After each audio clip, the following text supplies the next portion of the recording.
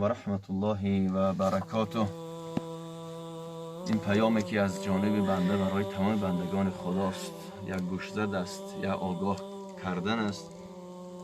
پس بدانیم که ای بندگان خدا، ای کسی که تمام دنیا در زیر دستت است، ای کسی که تمام قدرت در دستت است، ای کسی که با تمام قوا و قدرتت دنیا تا آباد کرده، اما فراموش نکن آخرین خانه دنیات اینجا است.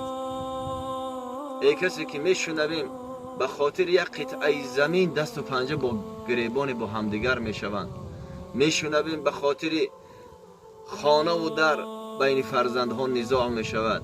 این فراموش نکنه آخرین حصه ای که از زمین برای من و شما میرسد این همین مقدار زمین است. پس فراموش نکن اینجا آمدی، برای اینجا آمدن باید توشه داشت، توشه آخرت. و برای اینجا آمدن قبل از آنی که اینجا درایی اینجا را باید آباد کنی. با چی؟ نمی شود با رنگ های دنیوی، با زرق و برق دنیا، با عمل صالح. امروز دلسوزی میکنیم، دلت به حال فرزندت میسوزد، دلت به حال زنت میسوزد، دلت به حال نزدیکانت میسوزد، دلت برای پول و مال و ثروتت میسوزد. چرا یک مرتبه خودت دلسوزی نکردی؟ پیامبر صلی الله علیه و سلم فرمودند القبر حفرة من حفر النار او روضة من ریاض الجنه او کما قال رسول الله.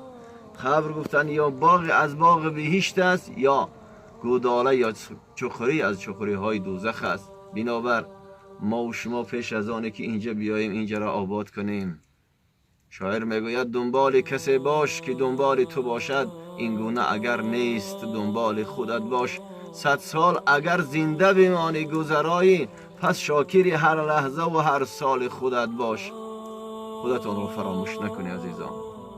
جوانا رهی طاعت امروز گیر که فردا نه آید جوانی ز پیر. جوانی زیبا امروز به جوانی مغرور نشو.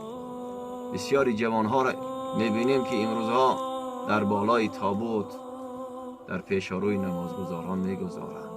ای کسی که تا امروز نماز نخوانده توبه کن. ای کسی که تا امروز معصیت کرده شرم کن. این خانه قبرت را با عملهای صالحت زیبا کن و آباد کن. حضرت ابوذر غفاری رسول الله فرمودند یا ابوذر جدد السفینه فان البحر عمیق. گفتند کشتی عمرت را آباد کن، بحر خیلی چخور است. پس معصیت و گناه را کم کنیم. این راه طولانی بسیار پرتلاطم است. اینجا را آباد کنیم پیش از آنه که اینجا می دراییم، پیش از آنه که با خدا روبرو می شویم او را از خود راضی کنیم. با چی؟ با عملهای شایسته. این یک پیام اندکی که بود من از درون این خانه به شما کردم که خداوند هدایتمان کند و هر یکی ما به فکر خودمان باشیم.